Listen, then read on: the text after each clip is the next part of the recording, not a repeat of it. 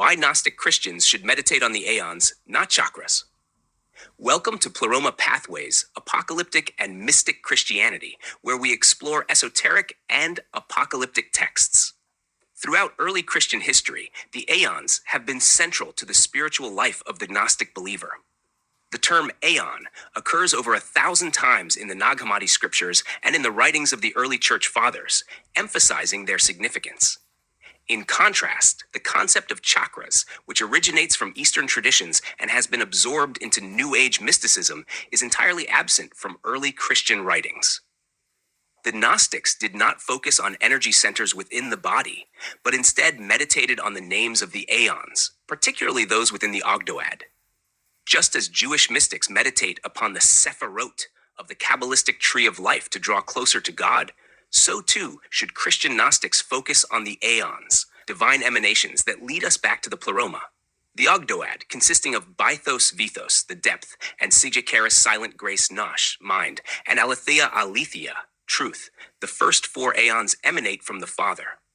The next 4 Aeons emanate from the Son, the Word, Logos, and the life, Zoe Ζωή, Anthropos Άνθρωπος, man, and Ecclesia Έκκλησία, representing the divine procession that unfolds the fullness of creation through the Logos. These Aeons reflect the divine harmony that flows through Christ, manifesting the pathway through which the material and spiritual realms are unified in divine order.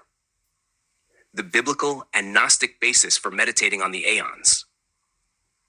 The letter of Peter to Philip from the Nag Hammadi Scriptures records Jesus saying, "Concerning the Pleroma, it is I was sent down in the body for the seed that had fallen away."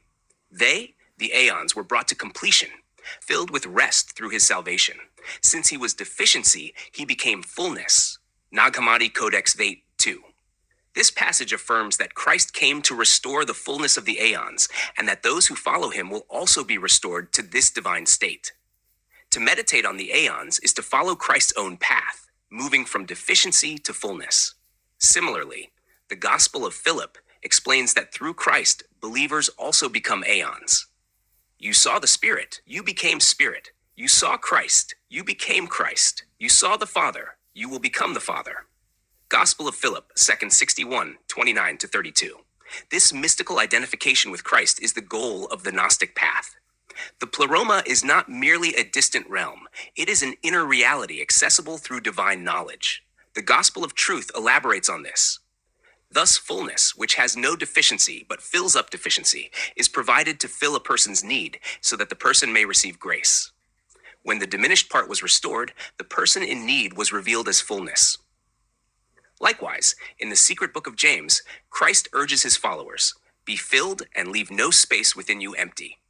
The meditation on the Aeons is the method by which Gnostic Christians fill themselves with divine knowledge and grace.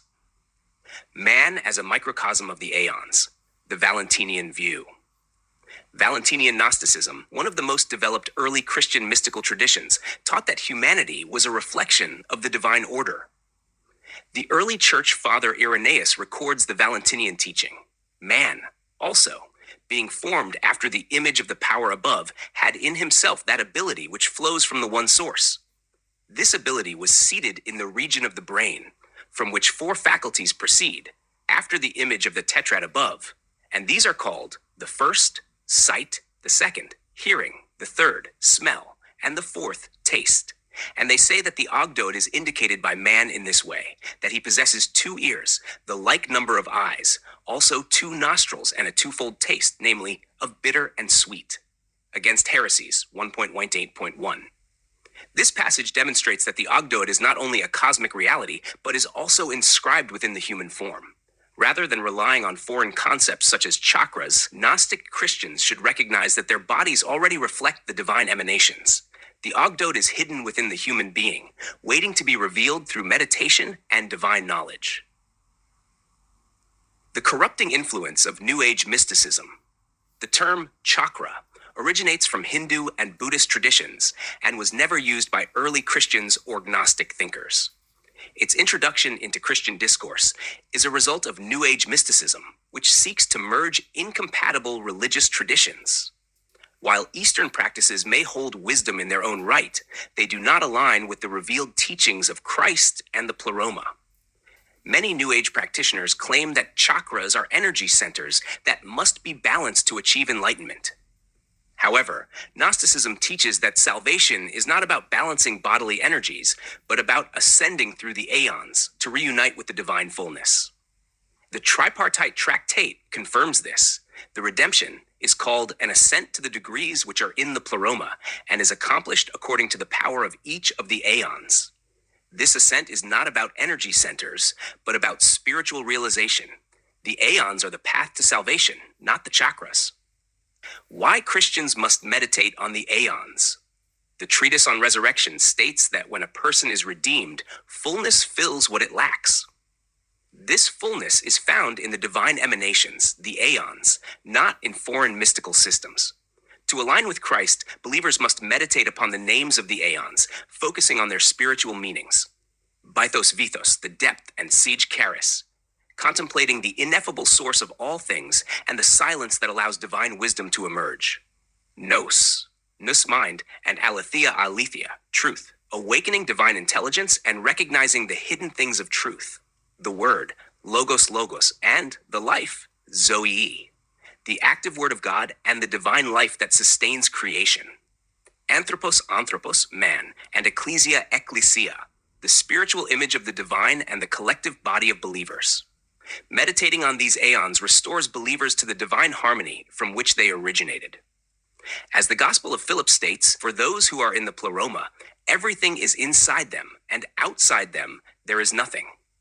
By meditating on the aeons, Gnostic Christians fulfill the commandment of Christ to become luminaries in the midst of mortals. Letter of Peter to Philip. They are filled with divine knowledge, transformed into fullness, and prepared for the age to come. Conclusion. Gnostic Christianity does not need to borrow from New Age mysticism. The true path to spiritual restoration lies in the aeons, as revealed in the Nag Hammadi Scriptures and Valentinian tradition.